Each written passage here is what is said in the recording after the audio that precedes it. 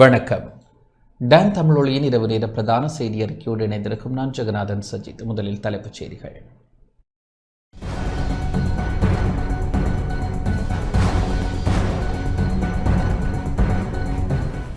மத்திய கிழக்கு விவகாரத்தில் இலங்கையின் நடுநிலைமையில் மாற்றமில்லை என ஜனாதிபதி அறிவிப்பு.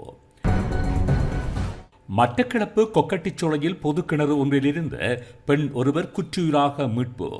வேறொரு பெண்ணின் சடலமும் மீட்பு. நாளை மற்றும் நாளை மறுதினம் எரிபொருள் நிலையங்கள் மூடப்படாது என பெட்ரோலிய கூட்டுத்தாபனம் அறிவிப்பு. முல்லைத்தீவு உடையார்கட்டு மூங்கிலாறு பிரதேச வைத்தியசாலை தற்காலிகமாக மூடப்பட்டது. மன்னார் பொது வைத்தியசாலையில் நவீன வெளி நோயாளர் பிரிவு ஒன்றை அமைக்க உள்ளதாக நகரசபை தலைவர் அறிவிப்பு. குஷ்ரக போதைப் பொருட்களுடன் திருகோணமலை மூதூரைச் சேர்ந்த வர்த்தகர் ஒருவர் கைது. சட்டத்தின் ஆட்சியையும் நீதியையும் பாதுகாக்க வேண்டுமென சஞ்சீவ எதிரிமான கோரிக்கை. ஈரான் அணு ஆயுதத்தை தயாரிக்கும் தருவாயில் இல்லை என அமெரிக்க பயங்கரவாத எதிர்ப்பு மையத்தின் முன்னாள் பணிப்பாளர் ஜோ கண்ட் தெரிவிப்பு.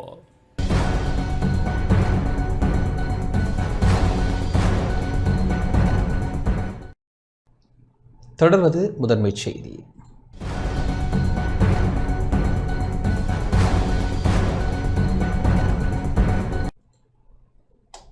மத்திய கிழக்கு விவகாரத்தில் இலங்கையின் நடுநிலைமையில் மாற்றமில்லை என ஜனாதிபதி தெரிவித்துள்ளார்.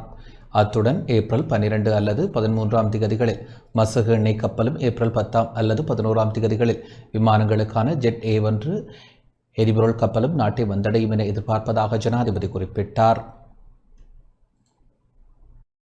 අපි දිගටම ස්ථාවරය තමයි මධ්‍යස්ථභාවය. ඒකම අපි ස්ථාවරය. உலகளாவிய ரீதியில் பெரும் பேசுபொருளாக மாறியுள்ள மத்திய கிழக்கு போர் விவகாரத்தில் இலங்கையின் வெளியுறவுக் கொள்கை மற்றும் நடுநிலை தன்மை குறித்து ஜனாதிபதி அனுரகுமார திசாநாயக்க தெளிவுபடுத்தியுள்ளார். மத்திய கிழக்கு பிராந்தியத்தில் நிலவும் போர் பதற்றங்கள் குறித்து கருத்து வெளியிட்டுள்ள ஜனாதிபதி, இந்த விவகாரத்தில் எம்முடைய நாட்டின் நிலைப்பாடு எப்போதும் நடுநிலை வகிப்பதாகும். இந்த நடுநிலை தன்மையை பாதுகாப்பது எமது நாட்டின் சர்வதேச கௌரவத்தை உறுதிப்படுத்தும் என தெரிவித்தார். எந்த ஒரு இக்கட்டான சந்தர்ப்பத்திலும் அல்லது சர்வதேச அழுத்தங்களுக்கு மத்தியிலும் இலங்கை தனது மத்தியஸ்த நிலைமையை மாற்றிக்கொள்ளப் போவதில்லை என்பதில் தாம் உறுதியாக இருப்பதாகவும் அவர் சுட்டிக்காட்டியுள்ளார். இலங்கை ஒரு பக்கத்திற்கு சார்பாக செயல்படுவதாக சில தரப்பினர் முன்வைக்கும் குற்றச்சாட்டுகளை ஜனாதிபதி நிராகரித்துள்ளார். குறிப்பாக ஈரான் கப்பல் தாக்குதலுக்கு இலக்கான விவகாரங்களில் இலங்கை பக்கச்சார்பாக நடந்து கொள்வதாக கூறப்படும் விமர்சனங்கள் குறித்து பேசிய அவர், அத்தகைய எந்தவொரு செயல்பாட்டையும் தமது அரசாங்கம் முன்னெடுக்கவில்லை என திட்டவட்டமாக தெரிவித்தார். கப்பல் விவகாரமாக இருந்தாலும் சரி, ஏனைய சர்வதேச விவகாரங்களாக இருந்தாலும் சரி, இலங்கை எப்போதும் சர்வதேச சட்ட திட்டங்களுக்கு அமைவாகவும் நாட்டின் இறையாண்மையை பாதுகாக்கும் வகையிலுமே செயல்படும் என ஜனாதிபதி அனுரகுமார திசாநாயக்க மேலும் குறிப்பிட்டுள்ளார். අපේ පිළිබඳව අධ්‍යයනය කරමින් සිටි අවසර ලබා දීම පිළිබඳව ஈரான் கப்பலுக்கு அனுமதி வழங்காமைக்கான காரணம் தொடர்பில் ஜனாதிபதி விளக்கம் அளித்துள்ளார். මාර්තු 9 සහ 13 ලංකාවට ගුඩ්විල් විසිට් එකක් එන්න ඕන කියලා සහයෝගීතාව වර්ධනය කිරීමේ அத்துடன் ஏப்ரல் 12 அல்லது 13ஆம் திகதிகளில் மசகு எண்ணெய் கப்பலும், ஏப்ரல் 10 அல்லது 11ஆம் திகதிகளில் விமானங்களுக்கான ஜெட் A1 எரிபொருள் கப்பலும் நாட்டை வந்தடையும் என எதிர்பார்ப்பதாக அவர் குறிப்பிட்டார். இதேவேளை ஈரான் கப்பலுக்கு அனுமதி வழங்காமைக்கான காரணம் தொடர்பிலும் ஜனாதிபதி இதன்போது விளக்கமளித்தார். மத்திய கிழக்கில் ஏற்பட்டுள்ள போர் சூழலால் உலக நாடுகள் எதிர்நோக்கியுள்ள பல்வேறு சூழ்நிலைகள் குறித்த கலந்துரையாடல் இடம்பெற்று வருகின்றது. இதுகுறித்து இலங்கை நாடாளுமன்றத்தில் விவாதிப்பதற்கு இடமளிக்கும் வகையில் பிரேரணையை முன்வைத்தவர்களுக்கு நன்றிகளை தெரிவித்துக் கொள்கிறேன். இப்பிரச்சினை தொடர்பில் ஆரம்பத்திலிருந்தே எமது நிலைப்பாடு நடுநிலைமை என்பதாகும். எமது தாய்நாட்டின் கௌரவம், நீதிக்கான கேள்வி மற்றும் சர்வதேச அங்கீகாரம் ஆகியவற்றை எமது நடுநிலைமையை பேணுவதன் மூலமே எம்மால் பெற்றுக்கொள்ள முடியும். எனவே எவ்வித அழுத்தங்கள் மத்தியிலும் இந்த நடுநிலைமை நழுவிப் போக இடமளிக்க மாட்டோம். ஆனால் சில பாராளுமன்ற உறுப்பினர்கள் மற்றும் சில கருத்துக்கள் முன்வைக்கப்படுவதை நான் அறிவேன். நாம் ஏதோ ஒரு தரப்பிற்கு சார்பாக இருக்கின்றோம் என்றும் சில தீர்மானங்களை உரிய நேரத்தில் எடுக்கவில்லை என்பது போன்றும் கருத்துக்கள் நிலவுகின்றன. அவை முற்றிலும் உண்மைக்கு புறம்பானவை என்பதை உங்களுக்கு கூறிக்கொள்ள விரும்புகின்றேன்.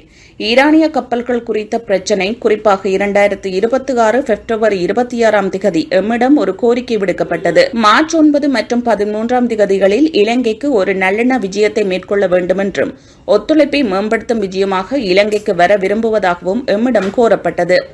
மார்ச் மாதத்தின் 9 மற்றும் 13ஆம் திகதிகளில் அந்த அனுமதியை வழங்குவது குறித்து நாம் ஆராய்ந்து கொண்டிருந்தோம். அதே நாள் மாலை ஐக்கிய அமெரிக்கா ஒரு கோரிக்கையை முன்வைத்தது.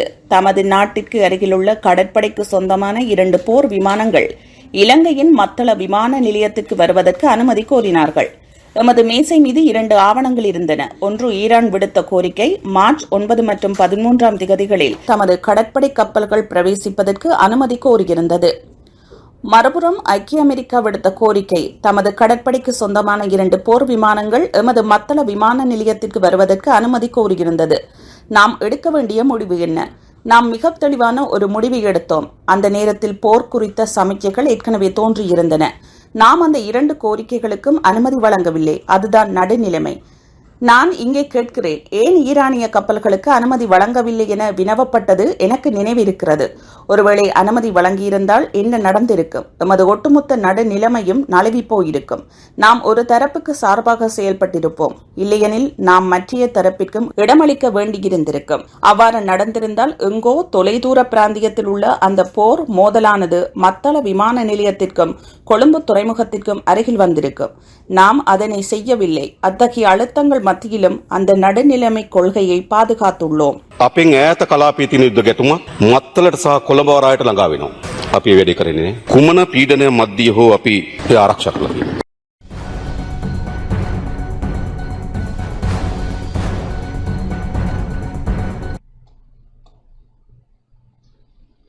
மட்டக்களப்பு கொக்கட்டிச்சோலையில் பொதுக்கிணறு ஒன்றில் இருந்து பெண்ணொருவர் குற்றுயிராக மீட்கப்பட்டுள்ளதோடு வேறொரு பெண்ணின் சடலமும் மீட்கப்பட்டமை அப்பகுதியில் பரபரப்பை ஏற்படுத்தியுள்ளது. மட்டக்களப்பு வவுணதீவு போலீஸ் பிரிவிற்குட்பட்ட கொத்தியாப்புலையில் நேற்றைய தினம் கடத்தப்பட்ட பெண்ணொருவர் கொக்கட்டிச்சோலை போலீஸ் பிரிவிற்குட்பட்ட நெல்லிக்காடு வயல் பிரதேசத்தில் அமைந்துள்ள பொது கிணற்றில் இருந்து குற்றுயிராக மீட்கப்பட்டு மட்டக்களப்பு போதனா வைத்தியசாலையில் சிகிச்சைக்காக அனுமதிக்கப்பட்டுள்ள அதே நேரம் குறித்த கிணற்றிலிருந்து வேறொரு பெண்ணொருவரின் சடலமும் மீட்கப்பட்டுள்ளது. கொக்கட்டிச்சோலை போலீஸ் பிரிவிற்குட்பட்ட நெல்லிக்காடு பார்ப்பண்ணைக்கு சென்றவர்கள்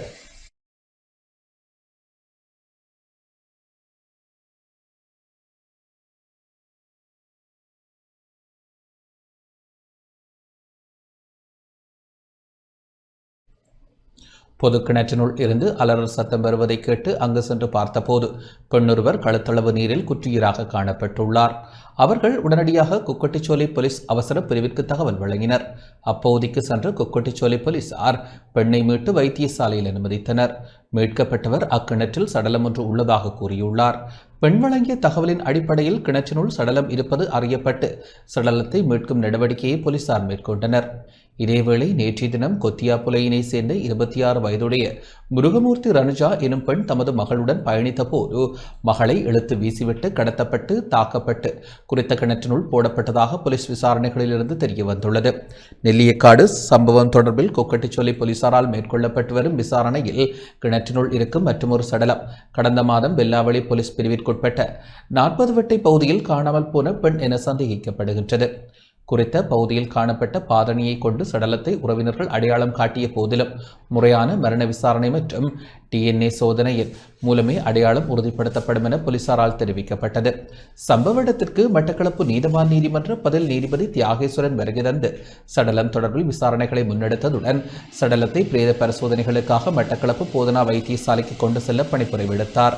மட்டக்களப்பு போதனா வைத்தியசாலை சட்ட வைத்திய அதிகாரி மற்றும் வைத்தியசாலை திடீர் மரண விசாரணை அதிகாரி தவக்குமார் ஆகியோரும் விசாரணைகளை முன்னெடுத்தனர். பிரேத பரிசோதனை முன்னெடுத்து அதன் அறிக்கையினை நீதிமன்றில் சமர்ப்பிக்குமாறும் காப்பாற்றப்பட்ட பெண் தொடர்பில் முழுமையான விசாரணைகளை முன்னெடுத்து அவ்வறிக்கையினை சமர்ப்பிக்குமாறும் பதில் நீதவானால் போலீசாருக்கு உத்தரவிடப்பட்டது. வவுணதீவில் கடத்தப்பட்ட பெண்ணும் வெல்லாவளி போலீஸ் பிரிவில் கடத்தப்பட்ட ஒருவரும் கொக்கட்டிச்சோலை போலீஸ் பிரிவில் உள்ள கிணற்றில் போடப்பட்டுள்ளமை அப்பகுதி மக்களிடையே அச்சத்தை ஏற்படுத்தியுள்ளது. பெண்கள் கடத்தப்பட்டு அவர்களின் தங்க நகைகள் பறிக்கப்பட்ட பின்னர் கிணற்றில் போடப்பட்டிருக்கலாம் என மக்கள் சந்தேகம் வெளியிட்டுள்ள நிலையில் இது தொடர்பான முறையான விசாரணைகள் முன்னெடுக்கப்பட்டதன் பின்னரே பின்னணி குறித்து வெளியிட முடியும் என கொக்கட்டிச்சோலை போலீசார் தெரிவித்தனர். சம்பவம் தொடர்பான மேலதிக விசாரணைகளை கொக்கட்டிச்சோலை போலீசார் முன்னெடுத்து வருகின்றனர். குழாய் கிடக்க எடுக்க வந்தேன். பணங்குழாய் எடுக்க வரக்கில் இறங்கிட்டேன். பைக்கில் விட்டு இறங்கி பணங்குழாய் கிட்ட போகல. அப்படி இறங்கி நிற்க கத்துனது. சத்தம் கேட்கனா கிணத்துக்கு சத்தம் கேட்கனா மரத்தை திரும்பி பார்த்தேன். நீ மரத்தில் யாரும் தூங்குறாங்க சத்தம் கேட்க பார்த்து மரம் கொஞ்சம் பயமாகி கொடுக்கணும். திரும்பி போயிட்டேன். திரும்பி போய் அந்த இடைக்கு போய் திரும்பி வந்து சைக்கிளோட இறங்கல அடுத்து நின்றேன். சத்தம் கேட்க அப்புறம் நான் இறங்கல பயத்தில் திரும்பி இடைக்கு போய் ரத்தானை கோல் பண்ணி எப்படி தான் சத்தம் ஒன்று இருக்குது என்ன கொஞ்சம் பாருங்க. ஒரு ரத்தம் வந்து வரும்போதும் இந்த ஆள் மச்சான் ஒரு ஆள் ஊர் வந்து வந்தவர் அப்போ அவர்கிட்ட சொன்ன ஒரு ரத்தம் மறைச்சி நிப்பாட்டி இப்படி தான் சத்தம் ஒன்று கேட்கேன்ட்டு அவர் இறங்கி ஒரு வச்சும் பேரில் போய் பார்ப்பேன் நமக்கு என்ன சத்தம் கேட்டான்ட்டு அவர் போன போய் பார்த்தாரு. போய் 2 பேரும் போய் வெட்டி பார்த்துட்டு பயந்தாச்சு பார்க்க அப்புறம் இப்படி தான் நிற்க வச்சு கிட்ட காலடவுக்கு எவ்வளோ தான் தெரியுது கழுத்து எவ்வளோ தான் தெரிஞ்சது. அதுக்கு ஒன்றும் தெரியாது. அப்புறம் நாங்கள் இங்கே வந்துட்டேன் ரோட்டுக்கு வந்து தான் அப்புறம் அதுக்கு அப்புறம் அவர் போலீஸுக்கெல்லாம் கால் பண்ணி பண்ண எனக்கு கோல் அடிச்சு அப்புறம் போலீஸாக்க வந்து அப்புறம் அவங்க அம்மன் நீ போலீஸாக்க வந்து எனக்கு கயிறெல்லாம் எடுத்து நீ கயிறு விட்டு தான் நீ ஆளை கயிற்றில் கட்டி இழுத்து கிளப்பிட்டான். எடுத்தேன் அப்புறம் அவங்க தண்ணியெல்லாம் கழுவுனாங்க. அவர் மட்டும் நான் நின்ற மாதிரி நான் வயலுக்கு காலையில் 6:40 நான் வரக்குள்ள வரும்போது வயலுக்கு கூட்டாளி வந்து சொன்னார் கிணத்துக்கு சத்தம் கேட்காமட்டு சத்தம் கேட்க நான் சொன்னேன் இல்லை அப்படி சத்தம் கேட்காமட்டாரு. போய் பார்த்தேன் ஒரு பொடி கிடக்கு ஒரு ஆள் உயிரோட இருக்குது. அப்போ கூட்டாளிகளுக்கெல்லாம் கோல் அடிச்சு ஒரு போலீஸாக்கள் பண்ண கோல் பண்ணேன். கோல் பண்ண அவங்க சொன்னாங்க வருதாமட்டு. அப்புறம் போலீஸ் வந்தவர் நாங்கள் தான் கயிறு போட்டு ஒரு ஆளை காப்பாற்றிக்கிட்டோம். இந்த வெளிப்பிரதேசங்களில் இருக்கின்றவர்களை கடத்தி கொண்டு இப்படியான ஒரு திட்டமிட்ட காரியங்களை செய்திருக்கின்றார்கள். ஆகவே உடனடியாக இவர்களுக்கான தண்டனையை மிக விரைவிலே இந்த அரசாங்கம் போலீசார் விசாரணை செய்து அவர்களுக்கான நீதி முன் நிறுத்தி தண்டனையை இவர்களுக்கு வழங்க வேண்டும் என கேட்டுக்கொள்கின்றேன். நாளை மற்றும் நாளை மறுதினம் எரிபொருள் நிலையங்கள் மூடப்படாது என பெட்ரோலிய கூட்டுத்தாபனம் தெரிவித்துள்ளது. நாளை மற்றும் நாளை மறுதினம் விநியோகஸ்தர்களுக்கு எரிபொருள் விநியோகிக்கும் பணிகள் தொடர்ச்சியாக இடம்பெறும் என இலங்கை பெட்ரோலிய கூட்டுத்தாபனம் தெரிவித்துள்ளது. நாளை மற்றும் நாளை மறுதினங்களில் எரிபொருள் நிரப்பு நிலையங்களை மூடுவதற்கு எவ்வித தீர்மானமும் எடுக்கப்படவில்லை என அக்கூட்டுத்தாபனத்தின் முகாமைத்துவ பணிப்பாளர் மயூர நித்திகுமார தெரிவித்தார். சாதாரண நடைமுறைக்கு அமைவாக ஒவ்வொரு மாதமும் ஒரு சனிக்கிழமை பெட்ரோலிய கூட்டுத்தாபனம் மூடப்படுவது வழமையாகும். இதனை அடிப்படையாக கொண்டே சனிக்கிழமை கூட்டுத்தாபனம் மூடப்பட உள்ளதாக செய்திகள் பரவி வருவதாக அவர் சுட்டிக்காட்டினார். இருப்பினும் தற்போதுள்ள விசேட தேவை மற்றும் சனிக்கிழமை இரவு QR குறியீடு மீளமைக்கப்பட்ட உள்ளதால் அன்றைய தினம் பெட்ரோலிய கூட்டுத்தாபனம் திறந்திருக்கும் என அவர் குறிப்பிட்டார். அத்துடன் தேவை ஏற்படின் ஞாயிற்றுக்கிழமையிலும் எரிபொருள் விநியோக நடவடிக்கைகளை முன்னெடுக்க முடியும் எனவும் அதில் எந்த பிரச்சனையும் இல்லை எனவும் மயூர நெத்திகுமார தெரிவித்தார். இதேவேளை மொத்த களஞ்சிய முனைய நிறுவனமும் சனிக்கிழமை எரிபொருள் விநியோக நடவடிக்கைகளை முன்னெடுக்க தீர்மானித்துள்ளதாக அவர் மேலும் கூறினார். இதன் காரணமாக நுகர்வோர் தேவையற்ற அச்சம் கொள்ள தேவையில்லை எனவும் நாளை மற்றும் நாளை மறுதினம் எரிபொருள் நிரப்பு நிலையங்களை மூடுவது குறித்து எந்த அறிவித்தலோ அல்லது தீர்மானமோ எடுக்கப்படவில்லை என அவர் மேலும் தெரிவித்தார். පැරණි අයිතිකරුට මැසේජ් එකක් යනවා අලුත් කෙනෙක් ඇවිල්ලා මේක වෙනස් කරනවා කියලා. නමුත් ඔබගේ එක අලුත් නම්බරයට රෙජිස්ටර් වෙනවා. එතකොට ඒ මගින් කවුරු හරි தேசிய எரிபொருள் அனுமதி பத்திர முறையில் ஏற்படும் சிக்கல்களை தீர்ப்பதற்காக புதிய உடனடி உதவி சேவை ஒன்று ஆரம்பிக்கப்பட்டுள்ளதாக டிஜிட்டல் பொருளாதார அமைச்சு அறிவித்துள்ளது. வாடிக்கையாளர்கள் பதிவு செய்யும் போதோ அல்லது முறைமையை பயன்படுத்தும் போதோ எதிர்கொள்ளும் தொழில்நுட்ப பிரச்சனைகள் மற்றும் தடைகளை விரைவாக தீர்ப்பதே இதன் நோக்கமாகும்.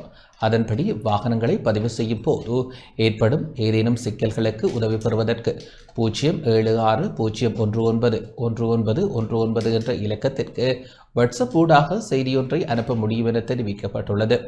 இந்த சேவையின் மூலம் குறித்த முறைமையை பயன்படுத்துவதற்கான வழிகாட்டல்கள் மற்றும் தொழில்நுட்ப உதவிகள் என்பன வழங்கப்படுகின்றன.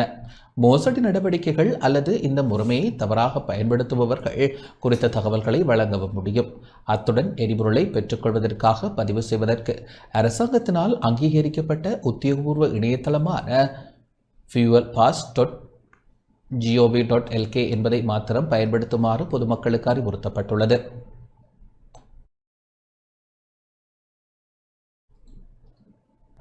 யாழ்ப்பாணம் வெடுமராட்சி கரணவாய் வேதாரண்யேஸ்வரா வித்தியாலயத்தில் அதிபரை நியமிக்க கோரி பெற்றோர் போராட்டத்தில் ஈடுபட்டனர். நீண்டகாலமாக அதிபரின்றி இயங்கும் கரணவாய் வேதாரண்யேஸ்வரா வித்தியாலயம் அதிபரை நியமிக்க கோரி பெற்றோர்கள் இன்று கையெழுத்து போராட்டத்தில் ஈடுபட்டனர்.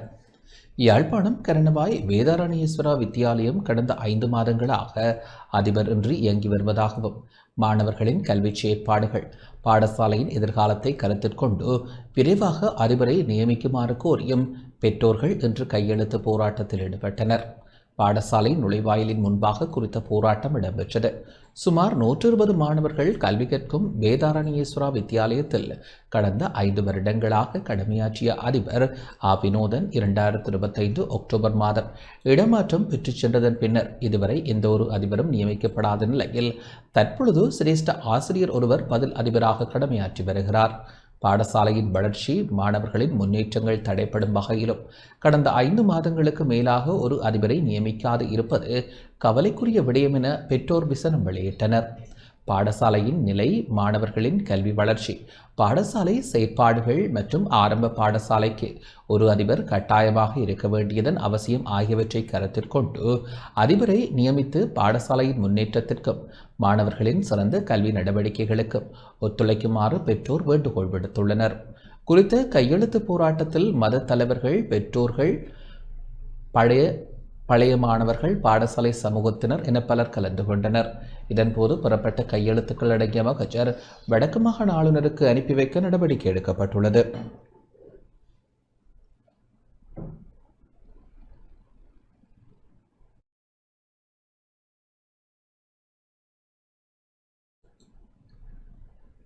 முல்லைத்தீவு உடையார்கட்டு மூங்கிலாறு பிரதேச வைத்தியசாலை தற்காலிகமாக மூடப்பட்டுள்ளது. முல்லைத்தீவு உடையார்கட்டு மூங்கிலாறு பிரதேச வைத்தியசாலை தற்காலிகமாக மூடப்பட்டுள்ளமையால் மக்கள் பாதிக்கப்பட்டுள்ளனர். இன்று வைத்தியசாலைக்கு சிகிச்சை பெற சென்ற முதியவர்கள், பாடசாலை மாணவர்கள், மாதாந்த கிளினிக் நோயாளர்கள் என பலரும் சிரமத்திற்குள்ளாகினர். நேற்று மாலை மூங்கிலாறு பிரதேச வைத்தியசாலைக்கு சென்ற நபர் ஒருவருக்கு காவலாளிக்கும் இடையில் முரண்பாடு ஏற்பட்டதைத் தொடர்ந்து வைத்தியசாலை காவலாளியை குறித்த நபர் தாக்கியுள்ளார். அதனையடுத்து வைத்தியசாலையின் பிரதான வாயில் மூடப்பட்டு இன்று சேவைகள் அனைத்தும் தற்காலிகமாக இடைநிறுத்தப்பட்டுள்ளதாக பதாகை காட்சிப்படுத்தப்பட்டுள்ளது. இந்த நிலையில் மருத்துவ சேவையை பெறச் சென்ற மக்கள் வீடு திரும்பியுள்ளனர். 5ஆம் தேதி எனக்கு ரத்தம் எடுத்து செக் பண்ணது. அப்போ 13ஆம் தேதி வரை சொல்லி நான் 13ஆம் தேதி வந்தேன். அந்த செக் பண்ணது வெளியில் டாக்டரும் இல்லை. அப்போ எனக்கு சுகரையும் ப்ரெஷரையும் செக் பண்ணி போட்டு மருந்து மட்டும் தந்தேன். அந்த மருந்தை வாங்கி நான் போயிட்டேன். இன்றைக்கு வெள்ளிக்கிழமை வரை சொன்னோம். இன்றைக்கு வெள்ளிக்கிழமை வரை 2 பேரும் இல்லை, ஆஸ்பத்திரி பூட்டியிருக்கு. இது ஒரு மனிதாபிமான அடிப்படையில் செய்யக்கூடாத ஒரு விஷயம். 2 மாதத்துக்கு ஒருக்கா தான் எங்களுக்கு குளியதாரது. அதுவும் இன்றைக்கு 1ஆம் தேதி இங்கே கிளினிக்கு வேறு கிளினிக்கு இல்லை, எல்லாம் பூட்டி அவரே போட்டினோம். நாங்கள் இந்த குளிசி எடுக்க எங்கே போகிறதுன்றதான் எங்களுக்கு முடிவு. 6 மணியிலிருந்து நிறைய மக்கள் இதில் பார்த்தா தெரியும் உங்களுக்கு, நிறைய மக்கள் வந்து இதுக்கு முதல் வந்து போய் நாங்கள் ஒரு கட்டத்தில் தான் இந்த மக்கள் வந்து கடைசியாக இல்லை பிள்ளைங்களுக்கு ஒரு முடிவு வேணுமென்று இதில் நிற்கிறார்கள் தான் நிற்கின முடியும், மற்றாக்கள் வந்துட்டு போயிட்டினோம் எல்லாரும். அப்போ அவர்கள் வந்து கிளினிக்னால் இரவு 10 மணியிலிருந்து தண்ணி கூட குடிக்காம தான் வந்து நிற்கிறது. உண்மையிலே கொழுந்து புலவு, விசுவமாடு, சுதந்திரபுரம் என்று சொல்லி தூர இடங்கள் எல்லா இடத்துல இருந்தும் வந்தால் வந்து போய் நம்ம இங்கே ஆட்டோ பிடிச்சி 1000 ரூபா 1500 செலவழிச்சு 2 மாதம் குளிசை கொடுத்துருக்கு. அந்த 2 மாதம் முடிஞ்சுது. அப்போ இன்றைக்கு கிளினிக்கை விட்டா இவங்களுக்கு அடுத்த கிளினிக் எப்போ போடுறன்ற விஷயம் அவைக்கு தெரியாது. உண்மையில இந்த குளிசியல் இல்லாம இந்த மக்கள் வந்து என்னென்ன இயங்க போயினோம்ன்ற விஷயம் எங்களுக்கு தெரியாது. ஆனா என்ன சொல்லினோம்னா ஒவ்வொரு நாளும் குளிசை குடிக்கணுமன்ற விஷயத்த சொல்லின மொழிய அதை கொடுத்தா தான் அவை அதுக்கு அடுத்த கட்டமா பயணிக்கக்கூடிய மாதிரி அவைகளுக்கு அவை உடல் ஆரோக்கியமா இருக்கும். என்னை செக் பண்ண முடியல, ஒன்று முடியல, ஒரு கொஞ்சம் குளிசையை கொடுத்து அனுப்பிட்டு 20ஆம் தேதி வாங்கன்னா அனுப்பிவிட்டாங்க. அப்போ இன்றைக்கு 20 தேதி அவங்க சாப்பாடும் இல்லை, தண்ணியும் இல்லை, ஒன்றும் இல்லை. பிரசக்கு அது இது பார்க்குறபடியாக ஒன்றுமே இல்லை. அப்போ இந்த வெட்ட வெயிலில் வந்து நாங்கள் நிற்கிறோம். தலை சுற்று வந்து விழுந்தால் என்ன செய்கிறது? ஒரு முடிவுமே எங்களுக்கு இல்லை. எங்களுக்கும் இதுக்கு ஒரு முடிவு வேண்டும். இன்றைக்கு வெள்ளிக்கிழமை வந்திருக்கோம், ஆஸ்பத்திரி திறக்கவும் இல்லை, எல்லாம் போட்டு ஒருத்தருமே கிடையாதுங்க. இதுக்கு எங்களுக்கு ஒரு முடிவு தாங்க. இப்போ இந்த ஒவ்வொரு விஷயங்களும் எங்களுக்கு அறிவிக்கிறவையல். அப்போ இந்த முறை எங்களுக்கு அறிவிக்கலை. அப்போ நான் இப்போ கமிட்டி ஒழுங்காக இயங்காதால அறிவிக்கலைன்னு தெரியும். ஆனால் என்ன பிரச்சனைக்கும் நாங்கள் கதைக்கிறேன் நான். அப்போ இந்த முறை அவள் அறிவிக்கலை. அவருக்கு நான் ஃபோன் பண்ணி கேட்க தான் வீட்டை போயிட்டான்னு சொல்கிறேன். ஆனால் நான் திருப்பி சொன்னேன்னா அவர்கிட்ட இப்படி பிரச்சனை சனம் நாளைக்கு கிளினிக், நாளைக்கு சனம் வருமான்னு சொல்லியும் அவள் சொல்கிறேன் தங்களை அவங்கள பிடிக்க மட்டும் நான் வரமாட்டேன்னு சொல்கிறேன். அப்போ இது நான் ஆடிக்கிட்ட கூட கேட்டுனேன். ஆடி சொல்கிறேன் அவங்கள இப்போ கை செய்தால் தானே தான் இங்கே அனுப்புகிறான். ஆம்புலன்ஸை கொண்டு விட சொன்னான், மற்ற ஸ்டாஃபை கொண்டு போய் புதுக்குடிப்பில் சைன் பண்ண சொல்லியாச்சு. இப்போ அப்படியெல்லாம் சொல்லி நாங்கள் கதைச்சும் அவைகள் ஒன்றும் செயற்பாட்டுக்கு இல்லை. அப்போ நாங்கள் இதில் கமிட்டி ஒன்றுமே இயங்கையில் தானே. ஆனால் நாங்கள் கமிட்டி இயங்காட்டியும் அவைக்கு பாதுகாப்பு நாங்கள் கொடுக்குறோம். என்ன பிரச்சனை 12 மணி கூட நான் நின்றுருக்கேன் இங்கே. அப்போ என்ன பிரச்சனைண்டா? அப்போ என்ன பிரச்சனை எங்களுக்கு கோல் அடிக்க நேற்று கோல் அடிக்கல. அடித்தா 10 நிமிஷத்தில் முடிஞ்சு தான் போயிட்டான்னு சொல்கிறான். அப்போ நாங்கள் இதுக்கு ஒரு வழியும் தீர்வு இல்லாமல் இருக்குது. மற்றது என்னென்னு சொன்னால் நீங்கள் இந்த போலீஸுக்கெல்லாம் அடித்தோன்னே போலீஸ் அரைமலத்தி அஞ்சு தான் வந்ததாம். அப்போ போலீஸ் வந்து அரைமலத்தி போலீஸ் நடவடிக்கை போலீஸ் பார்க்கும், போலீஸ் இரவுன்றது. அப்போ நீங்கள் உங்களுக்கு பாதுகாப்பு இல்லைன்னு நீங்கள் அங்கே நிற்கிறீங்க என்றால் அப்போ மக்கள் வந்து இவ்வளோ பேர் நிற்கணும், ஒரு கருத்தும் இல்லை. அப்போ எங்களுக்கு இதை வந்து தெளிவுபடுத்தி எங்களுக்கு இதை பூர்ணமாக இந்த பிரச்சனை சின்ன பிரச்சனைக்கெல்லாம் ஹாஸ்பிட்டல் போட்டுறதுக்கு தடை செய்யாமல் ஆடிய அவர்களை நாதாள்மையுடன் கேட்டு. இதேவேளை இந்த விடயம் தொடர்பில் முல்லைத்தீவு பிராந்திய சுகாதார சேவைகள் படிப்பாளர் உமாசங்கரை தொடர்பு கொண்டு வினவிய போது குறித்த சந்தேக நபர் கைது செய்யப்பட்டு பாதுகாப்பு உறுதிப்படுத்தப்படும் பட்சத்தில் நாளைய தினம் வைத்தியசாலை சேவைகள் மீள ஆரம்பிக்கப்படும் என தெரிவித்தார். மாகாண பணிப்பாளருடன் கலந்துரையாடியதன் அடிப்படையில் இன்று வைத்தியசாலை செயற்பாடுகள் நிறுத்தப்பட்டுள்ளதாகவும் இவ்வாறான செயற்பாடுகள் எதிர்காலத்தில் இடம்பெறாது போலீசார் பாதுகாப்பு வழங்க வேண்டும் எனவும் முல்லைத்தீவு பிராந்திய சுகாதார சேவைகள் பணிப்பாளர் உமாசங்கர் குறிப்பிட்டுள்ளார்.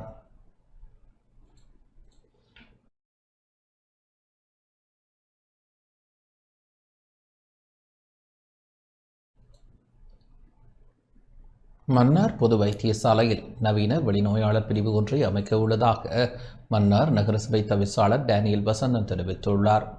மன்னார் நகரசபையினால் பல்வேறு அபிவிருத்தி திட்டங்கள் முன்னெடுக்கப்பட உள்ளதாகவும் நகரசபையின் நிரந்தர சேமிப்பு கணக்கில் இருந்து 100 மில்லியன் ரூபாய் நிதி ஒதுக்கீட்டில் மன்னார் மாவட்ட பொது வைத்தியசாலையில் நவீன வெளிநோயாளர் பிரிவு ஒன்றை அமைக்க உள்ளதாகவும் மன்னார் நகரசபை தவிசாளர் டேனியல் வசந்தன் தெரிவித்துள்ளார். இன்று மன்னார் நகரசபையில் இடம்பெற்ற ஊடக சந்திப்பில் இவ்வாறு குறிப்பிட்டார்.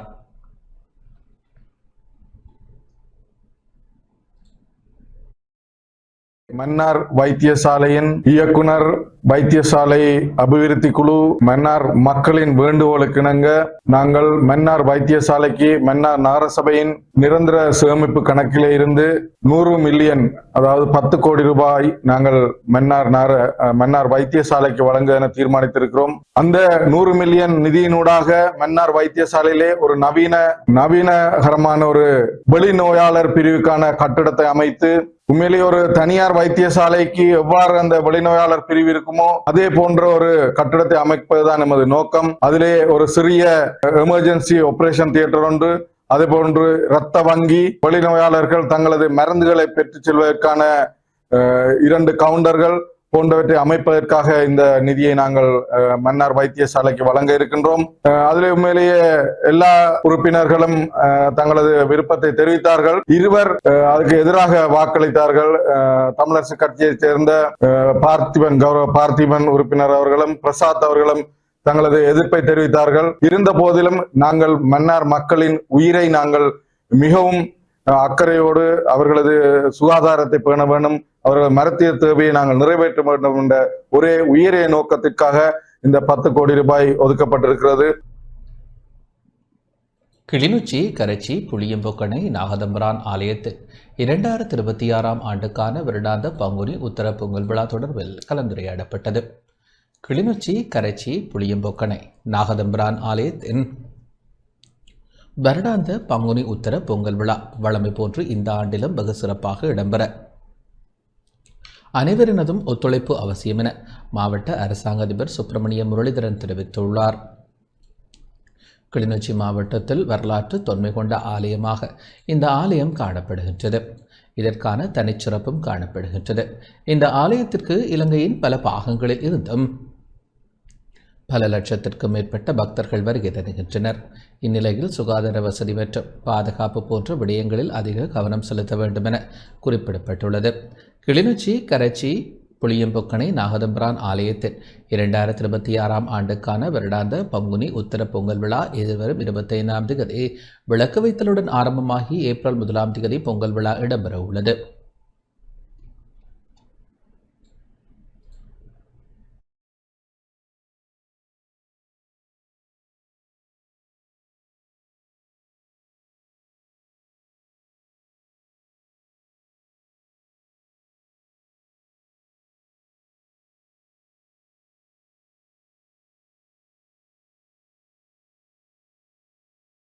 நாகதம்பிரான் ஆலயத்தினுடைய வருடாந்த பங்குனி உத்தர பொங்கல் இந்த மாதம் 25ஆம் தேதி விளக்கு வைத்தலுடன் ஆரம்பமாகி சித்திரை மாதம் 1ஆம் தேதி பொங்கலுடன் நிறைவேற இருக்கின்றது. அந்த வகையிலே இந்த விழாவுக்கு இலங்கையிலிருந்தும் பல்வேறு பிரதேசங்களிலிருந்தும் பக்தர்கள் வருவார்கள் என்ற அடிப்படையிலே இந்த விழாவுக்கு வருகின்ற பக்தர்களுடைய நன்மையை கருதி அவர்களுக்கான வசதிகளை வழங்குவதற்காக பல்வேறு அரச திணைக்களங்களுடன் இணைந்து ஒரு ஆலோசனை கூட்டம் எவ்வாறு நாங்கள் இந்த ஒழுங்குகளை ஏற்படுத்தி கொடுப்பது என்ற வகையிலே ஆராயப்பட்டது. அந்த வகையிலே இன்றைய கூட்டத்துக்கு கரைச்சி பிரதேச சபையினுடைய கௌரவ தவிசாளர், பிரதேச செயலாளர், மேலதிக அரசாங்க அதிபர், சுகாதார துறையினர், போலீஸ் துறையினர், உள்ளூராட்சி துறையினர் மற்றும் போக்குவரத்து துறையினர், பல்வேறு விதமான அரச திணைக்களங்களும் அதே போல சேவை வழங்குகின்ற முதலுதவி சங்கங்கள், சாரணர் போன்று பல்வேறு சங்கங்களும் கலந்து கொண்டிருந்தனர். அந்த வகையிலே ஒவ்வொருவரும் தங்களுக்காக ஒதுக்கப்பட்ட பணிகளை அந்த குறித்த காலத்திலே நிறைவேற்றுவதற்காக ஒத்துழைப்பு வழங்குவதாக அறிய தந்திருக்கின்றார்கள்.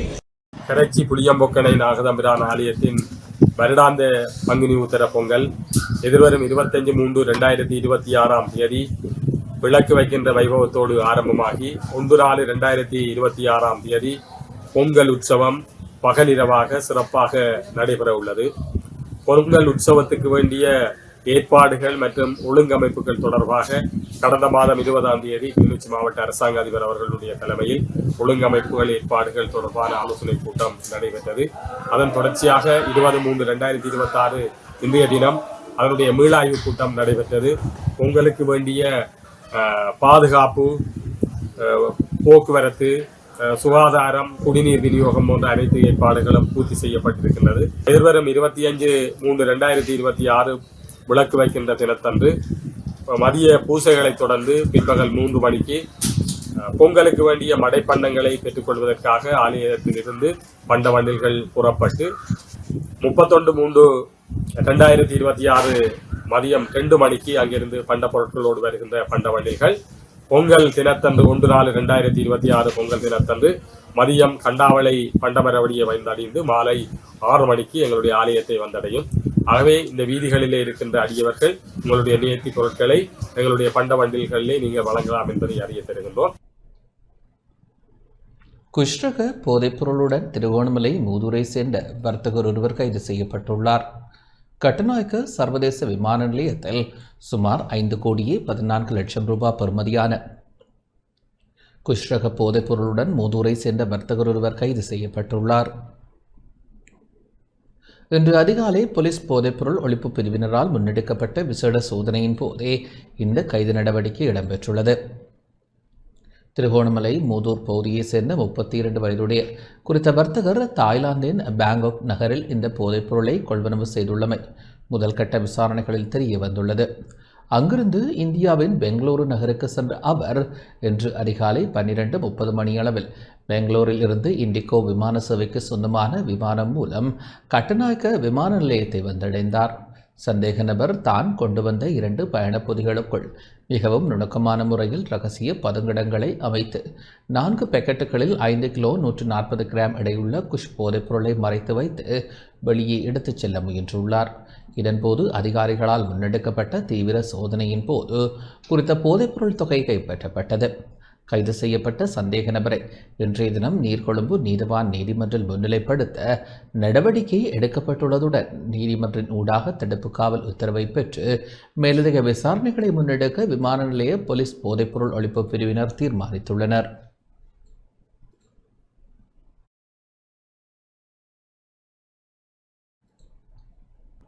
சுகாதார மேம்பாட்டு பணியகத்தால் முன்பள்ளி ஆசிரியர்களுக்கு நடத்தப்பட்ட வழிகாட்டல் பயிற்சி செயலமர்வு சான்றிதழ் வழங்கும் நிகழ்வு இன்று இடம்பெற்றது.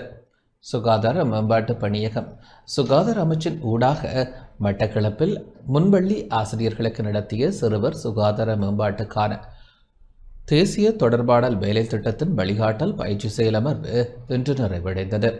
மட்டக்களப்பு பிராந்திய சுகாதார மேம்பாட்டு வைத்திய அதிகாரி வைத்தியர் அச்சுதனின் ஒருங்கிணைப்பில் பிராந்திய சுகாதார சேவைகள் பணிப்பாளர் வைத்தியர் ஆர் முரளீஸ்வரன் தலைமையில் முன்பள்ளி ஆசிரியர்களுக்கான வழிகாட்டல் பயிற்சிகள் வழங்கப்பட்டன. 3 நாள் பயிற்சிகளை நிறைவு செய்த ஆசிரியர்களுக்கு சான்றிதழும் முன்பள்ளி சிறார்களுக்கான கற்றல் செயற்பாட்டுக்கான பாடசாலை கற்றல் உபகரணங்களும் இன்று வழங்கப்பட்டன. நிகழ்வில் சுகாதார மேம்பாட்டு பணியகம் சமூக வைத்தியத்துறை சிரேஷ்ட பதிவாளர் வைத்தியர் அகமது ஷியா, சுகாதார கல்வி உத்தியோகத்தர் டி தஜிகரன், உடல்நல வைத்திய அதிகாரி வைத்தியர் டான் சவுந்தரராஜா உட்பட துறைசார் அதிகாரிகள் பங்கேற்றனர்.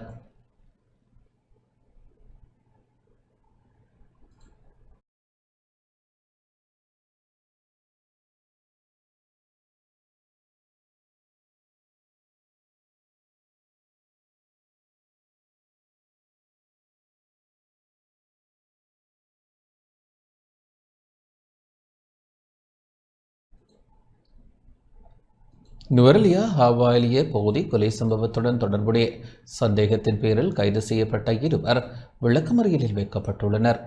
நுவரெலியா மாவட்டம் ஹவாலிய பகுதியில் உள்ள உணவகம் ஒன்றில் ஏற்பட்ட கைகலப்பில் உயிரிழந்த குடும்பஸ்தரின் சம்பவத்துடன் தொடர்புடையதாக சந்தேகத்தின் பேரில் கைது செய்யப்பட்ட விடுதி முகாமையாளரையும் மற்றொருவரையும் எதிர்வரும் ஏப்ரல் மாதம் 2ஆம் தேதி வரை விளக்கமறியலில் வைக்குமாறு நீதவான் நீதிமன்றம் உத்தரவிட்டுள்ளது. நுவரெலியா மாவட்டம் ஹவாயிலிய பகுதியில் உள்ள உணவகம் ஒன்றில் இடம்பெற்ற தாக்குதல் சம்பவத்தில் காயமடைந்த 3 பிள்ளைகளின் தந்தை சிகிச்சை பலனின்றி உயிரிழந்த சம்பவம் குறித்த பகுதியில் பெரும் பரபரப்பை ஏற்படுத்தியிருந்தது. கடந்த 14ஆம் தேதி ஹவாயிலிய பகுதியைச் சேர்ந்த 39 வயதுடைய அன்பழகன் என்பவர் அப்பகுதியில் உள்ள தனியார் உணவகம் ஒன்றிற்கு உணவு வாங்க சென்றுள்ளார். இதன்போது அவருக்கும் உணவக முகாமையாளருக்கும் இடையில் ஏற்பட்ட வாய்த்தர்க்கம் கைகலப்பாக மாறியதாகவும் இதன் பின்னர் படுகாயமடைந்த அன்பழகன் வைத்தியசாலையில் அனுமதிக்கப்பட்ட நிலையில் சிகிச்சை பலனின்றி உயிரிழந்துள்ளதாகவும் தெரிவிக்கப்பட்டுள்ளது. இதனையடுத்து இச்சம்பவம் தொடர்பாக நுவரெலியா போலீசார் தீவிர விசாரணைகளை முன்னெடுத்த நிலையில் குறித்த சந்தேக நபர்கள் கைது செய்யப்பட்டமை குறிப்பிடத்தக்கது.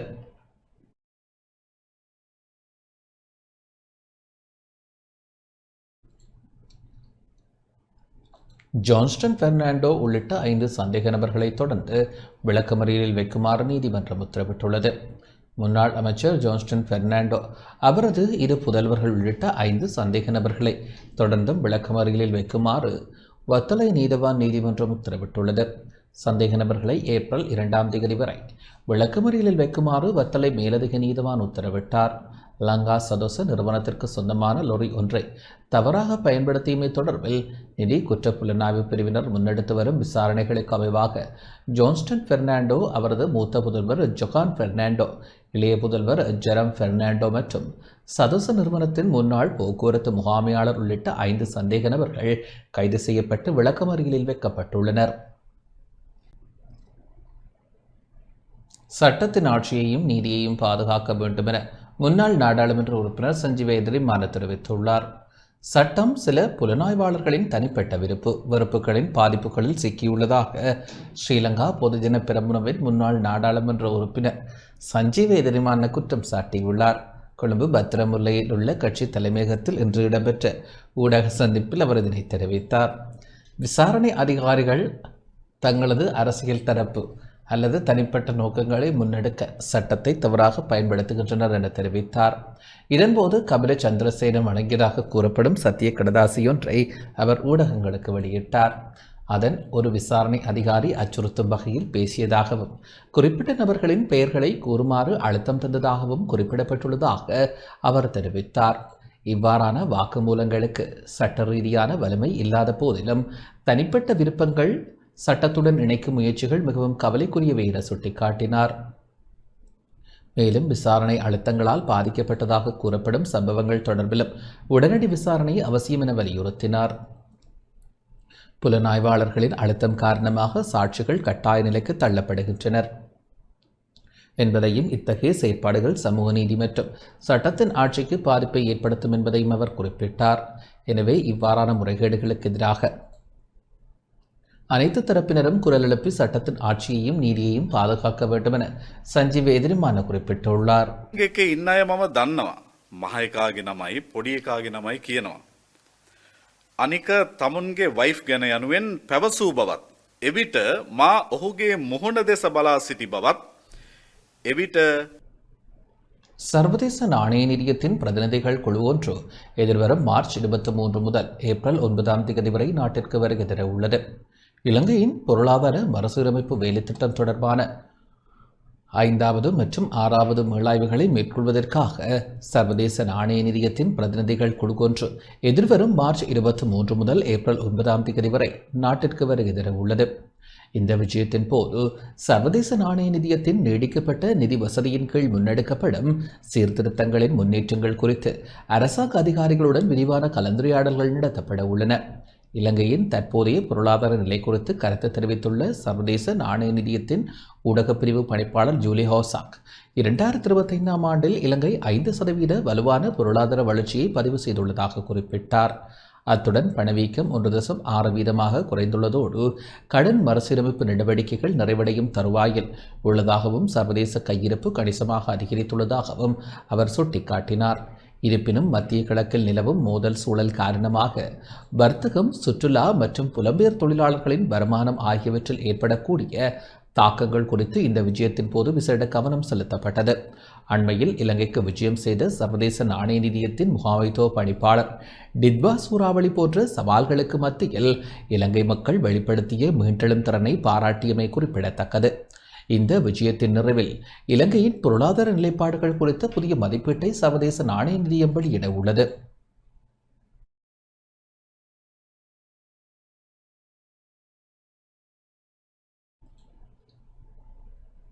வடக்கு மாகாணத்தின் அபிவிருத்தி பணிகளை எவ்வித தொய்வுமின்றி தடங்கலின்றி தொடர்ச்சியாக முன்னெடுத்து செல்ல வேண்டும் என வடக்கு மாகாண ஆளுநர் அதிகாரிகளுக்கு அறிவுறுத்தியுள்ளார்.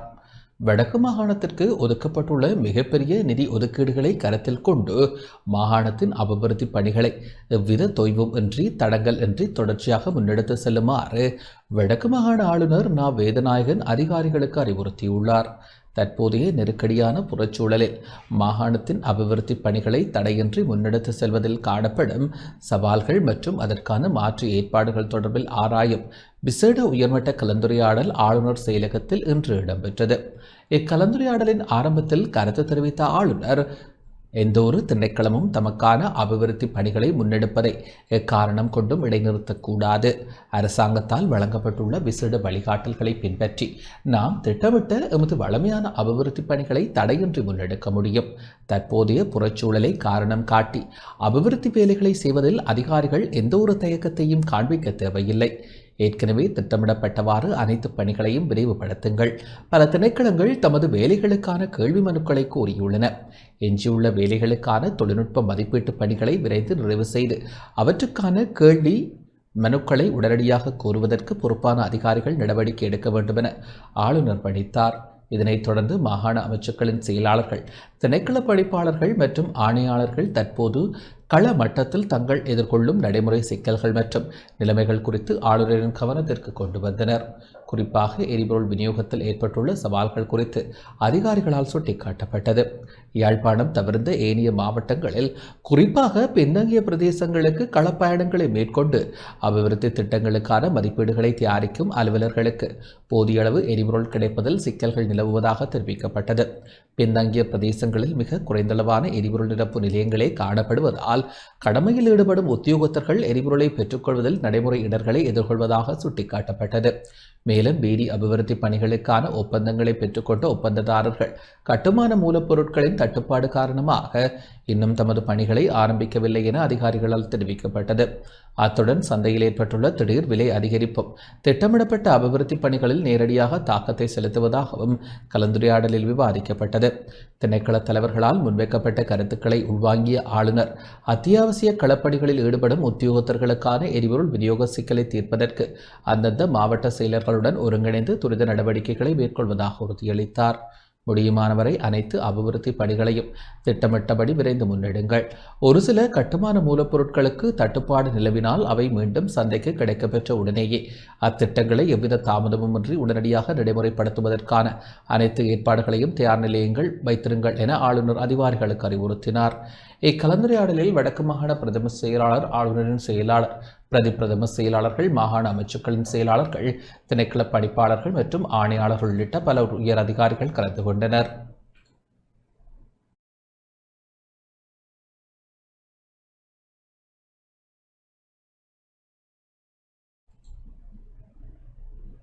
உணவு பாதுகாப்பு தொடர்பான வழிகாட்டல் பயிற்சி மட்டக்களப்பு பிராந்திய சுகாதார சேவைகள் பணிமனையில் இன்று இடம்பெற்றது.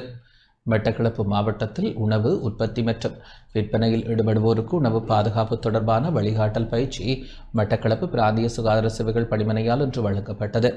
உணவு தயாரிப்பு, சேமிப்பு மற்றும் விநியோகத்தில் பாதுகாப்பு நெறிமுறைகளை முறையாக பின்பற்றுவதன் அவசியம் மற்றும் உணவு மூலம் பரவும் நோய்களை தடுக்கும் முறைமைகள் போன்றவை தொடர்பில் பாதுகாப்பு வைத்திய அதிகாரி வைத்தியர் எம். அச்சுதனின் ஒருங்கிணைப்பில் பிராந்திய சுகாதார சேவைகள் பணிப்பாளர் வைத்தியர் ஆர். முரளீஸ்வரன் தலைமையில் பயிற்சிகள் வழங்கப்பட்டன. பயிற்சி நிகழ்வில் பட்டிப்பளை பிரதேச சுகாதார வைத்திய அதிகாரி வைத்தியர் கே. ரமேஷ், வெள்ளாவளி பிரதேச வைத்திய அதிகாரி வைத்தியர் விருளானந்த், களுவாஞ்சிக்குடி பிரதேச சுகாதார வைத்திய அதிகாரி வைத்தியர் உதயசூரிய, ஆரையம்பதி பிரதேச சுகாதார வைத்திய அதிகாரி வைத்தியர் டி. டிலக்ஷன், பிராந்திய மேற்பார்வை பொது சுகாதார பரிசோதகர் கே. திஸ்ஸ வீரசிங்க மற்றும் பொது சுகாதார பரிசோதகர்கள், உணவக உரிமையாளர்கள், பணியாளர்கள் கலந்து கொண்டனர். மட்டக்களப்பு மாவட்டம் முழுதாகவும் இந்த மாதிரியான கலந்துரையாடல் ஏற்படுவதன் மூலமாக உணவக உரிமையாளர்கள் சரியான தரமான பாதுகாப்பான உணவு நடைமுறைகளை பின்பற்ற வேண்டும். நாங்கள் தனியே அவர்கள் மீது சட்ட நடவடிக்கை மட்டும் எடுத்துக்கொண்டிருக்காது, அவர்களையும் எங்களுடைய இந்த உணவு பாதுகாப்பு நடவடிக்கைகளை உள்வாங்கிக் கொண்டு ஒரு நேர்மறையான முயற்சியாக இந்த விடயத்தை செய்கின்றோம். அவர்கள் எங்களுக்கு ஒத்துழைப்பதாக கூறியிருக்கிறார்கள். அதே போன்று உணவு திருப்தி அதிருப்தி சம்பந்தமாக வாடிக்கையாளர்கள் நேரடியாகவே வாட்ஸ்அப் மூலமாக செய்திகளை, வாட்ஸ்அப் கோல் இல்லாமல் வாட்ஸ்அப் மெசேஜ் மூலமாக தங்களுடைய குறைபாடுகள் இருக்கும் பட்சத்தில் அவர்கள் எங்களுடைய ஆடிச்சஸ் பணிமனைக்கு அந்த வாட்ஸ்அப் இலக்கங்கள் மூலமாக எங்களுக்கு தெரிவிக்கலாம். அதே போன்று உணவக உரிமையாளர்கள் கூட தங்களுக்கு ஏற்படுகின்ற ஏதாவது அழுத்தங்கள் அசௌகரியங்களை எங்களுக்கு அந்த வாட்ஸ்அப் நம்பர் மூலமாக தெரிவிக்கலாம். ஆகவே இது வெளிப்படைத்தன்மையோடும் நேர்மைத்தன்மையோடும் உணவு பாதுகாப்பை மட்டக்களப்பு மாவட்டத்தில் கொண்டு செல்வதற்கான எங்களுடைய ஒரு தொடர் நடவடிக்கையின் ஒரு அங்கமாக இன்று விளங்குகின்றது. ஆகவே பொதுமக்கள் தாங்கள் உணவுகளை பெற்றுக்கொள்ளும் பொழுது ஏற்படுகின்ற குறைபாடுகளை தயக்கமில்லாமல் அவர்கள் எங்களுடைய அந்த வாட்ஸ்அப் இலக்கத்தின் மூலமாக செய்யலாம். நாங்கள் அனைத்து உணவகங்களிலும் அந்த வாட்ஸ்அப் இலக்கங்களுடைய அந்த ஸ்டிக்கர் திருப்தி அதிருப்தி என்கின்ற ஸ்டிக்கர் நடைமுறையை பின்பற்றுமாறு கேட்டுக்கொண்டோம்.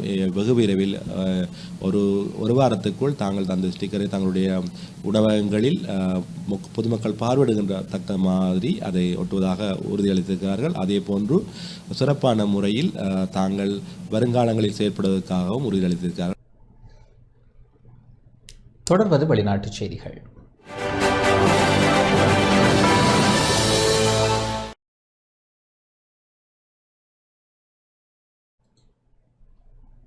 ஈரானின் இஸ்லாமிய புரட்சிகர பாதுகாப்பு படையின் ஊடக பேச்சாளர் நைனி ஏவுகணை தாக்குதலில் கொல்லப்பட்டுள்ளதாக ஈரான் அறிவித்துள்ளது.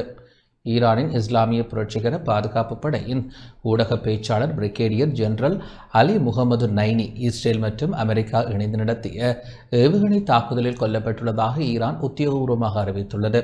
இன்று அதிகாலை டெஹ்ரான் மீது நடத்தப்பட்ட வான்வெளி தாக்குதலில் கொல்லப்பட்டதாக ஈரான் குறிப்பிட்டுள்ளது.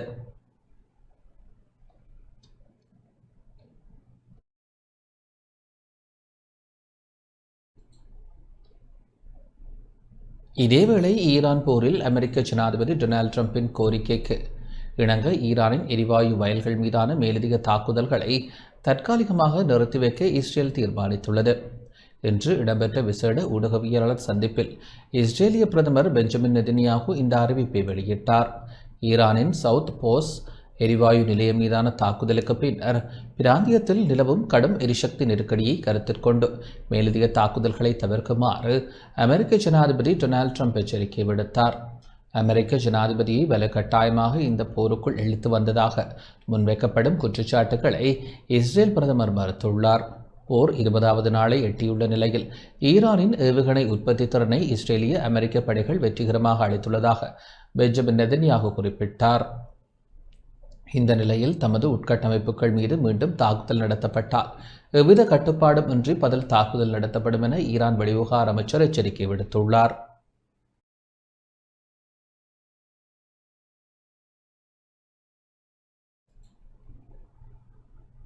இத்துடன் இந்த செய்திகள் நிறைவடைகின்றன. வணக்கம்.